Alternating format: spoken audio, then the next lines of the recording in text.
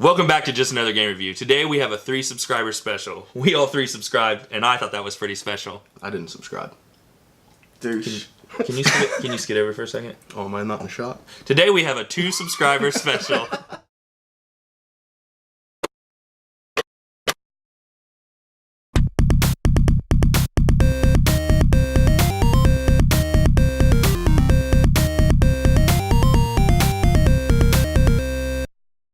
Well, today we're going to review Detroit Become Human because it was free for PS Plus. That's exactly why I got it. Yeah, I would have never bought it otherwise. I'm a total cheap ass.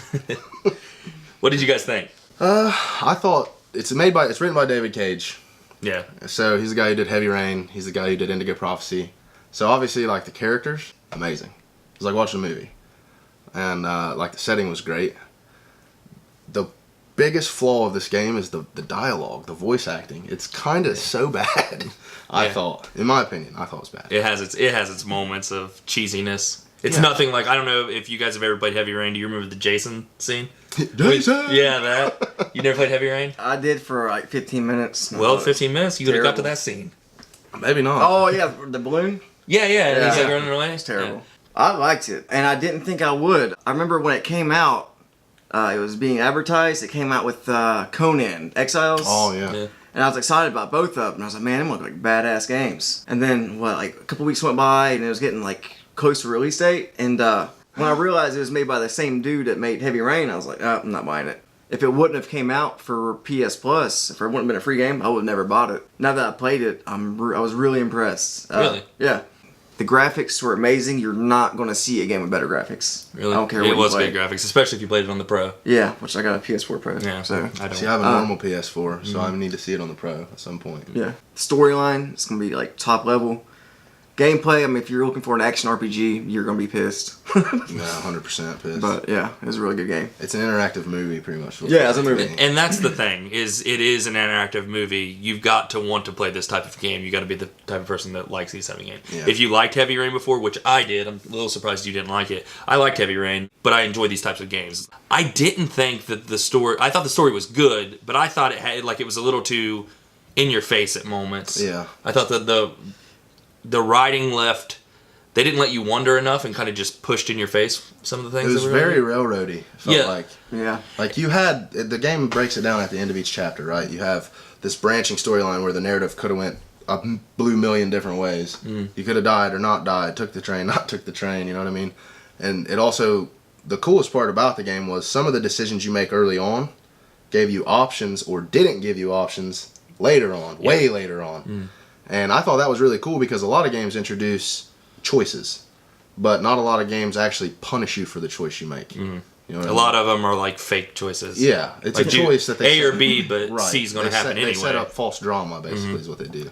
I will say one thing I did have a problem with the game is at the end of every scene or what segment, whatever you want to call it, it tells you exactly like what could have happened, all the branching storylines. Yeah, I liked that, but I wish it wouldn't have showed you any of it until the end. Yeah. I wish you'd have played the whole game and it wouldn't have shown you any of the segments until the very end, and then you could have chose one long. Well, you could have broke it up at the end into Right, little I see what you're segments, saying. but it has a little complaint. It's not like it's anything major. I think the big thing with this game is it's a really good interactive movie, but if you're not a fan of interactive movies, it doesn't do anything new to make you be a fan. It's definitely a niche. It's definitely a niche audience is going to like this game, especially like.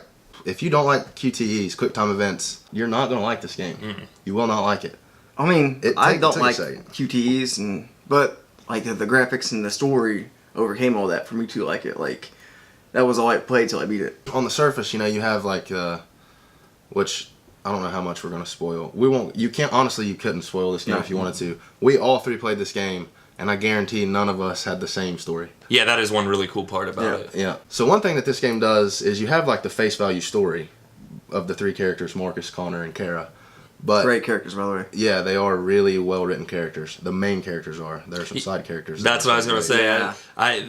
It like really ran the whole gamut of good voice acting and bad voice acting, because there were some voice actors in the game that did amazing, and then there were some that was just like they should have paid a little bit more money or something. Yeah. So even beneath like the story that's in your face, like the narrative you follow with the 3 characters, Marcus, Connor, and Kara, you also have like the underlying issue, the controversial issues that this game kind of throws up, and just the decisions that you have to make with the characters to either stay with the androids, stay with humankind, things like that. Yeah, I thought the subject matter was very good. Like I said earlier, though, I think that they could have left more to the imagination with some of the writing. Yeah. But the subject itself was very good. I mean, I found myself like, a lot of games. I mean, every game has achievements, and in a lot of games you play, you want to see all the endings and see all the paths. And like I played this game, and it was like I found a couple places in the story where I was like, I'm not going to do that option no matter what.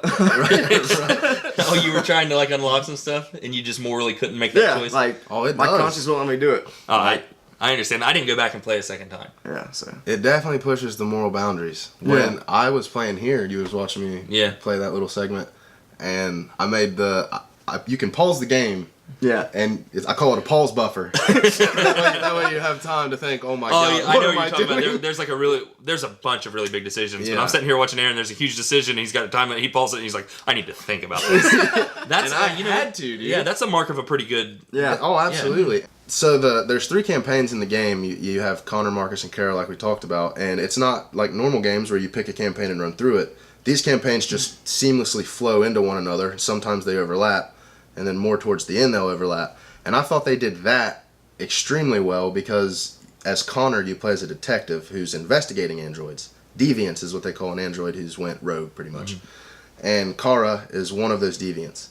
And when you're at the motel with the little girl, you can you might not end up at the motel either. So there's a whole piece of story you could miss. But I ended up at the motel with the little girl, and up to that point, you hadn't seen the characters in the same frame. No.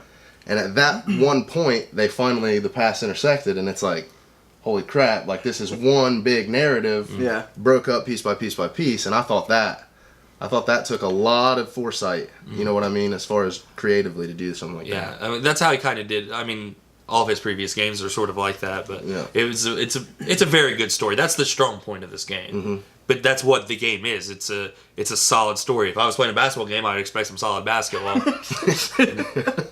Who's your favorite character out of the 3? Marcus, 100%. Really? Marcus was by far my favorite campaign. I mean, he was good. I mean, I liked all the characters, but Connor's my favorite. Yeah. Connor was my favorite also. Really? Kara was my least favorite. Yeah, me too. I don't even know if it was Kara that was the problem or the little girl. The little girl. It was definitely the little girl. It wasn't necessarily. It wasn't necessarily Kara's fault. Her character, the little girl's character was just I was not emotionally attached to that character at all. Did not care what happened to her. I mean, there was like a couple scenes where I was a little bit just because of what was happening, but as far as like after that, and it was just her and Kara running on the run forever. Yeah. I didn't care. Like, I wanted Kara to be alive, but I didn't care about the little girl anymore. I know that I spent Randy.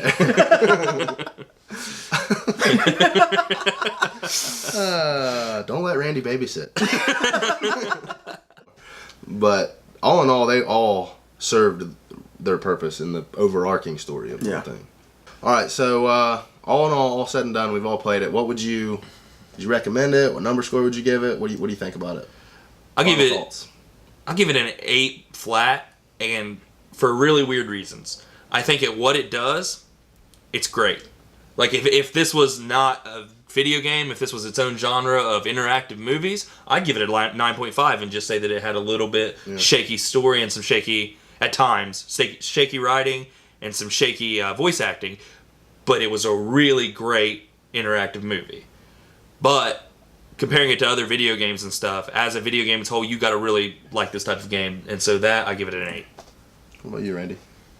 I completely agree. I was thinking about that on the drive here. It's like probably 8.3 because I always do weird numbers. You're accurate. Yeah, but 8 flat sounds good. Because I mean, it was a game that I wasn't thrilled about. I mean, I was excited when I heard it, like when it was released, and I not bought it because I'm not into those games. And then I played it and was like Pleasantly surprised? Yeah, I was really surprised that I actually got into it. Like when you told me we were reviewing it. I was Damn it. yeah, like, I knew it was gonna be one of those games. Then I played it, like slog through it. yeah, and then like, I mean, that's all I wanted to do until I beat it, and I actually played through it more than once. So, For me, it was like the story was good. There were some parts of the story where I was like, "Bro, be done with this." Yeah. Like, be done with this. I don't want to do this anymore. But the gameplay, you can't base this game off gameplay. Can't do it. Because QuickTime events were played out in 2001. Yeah, you were doing that in like God of War on PS2. Yeah. QuickTime events used to be really cool for like a 6-month period. Yeah. And everyone just does it, and it's not. Right. And this game was like, watch this. Mm-hmm. We're gonna build a whole, what would you say, 12-hour game? Yeah. QuickTime events. That being said, I've beat it. I am going to go back and open up other paths because I want to see what happens. Yeah. I do want to see what happens if you don't kill her, or if you do die, or if you can turn Kara into a sex slave. See, I don't want to ever play games. I did Scott that. See, for me, when I beat it, I haven't actually beat it yet. I've got a few hours to go. But when I do beat it, I don't see myself going back and playing again. I do see myself looking up the endings, maybe. But the gameplay wasn't enough to make me want to play through it. More or less just, I mean, I've got internet, so I'll just look it up. That's a good point, too, that you just said. Yeah. Ending note here.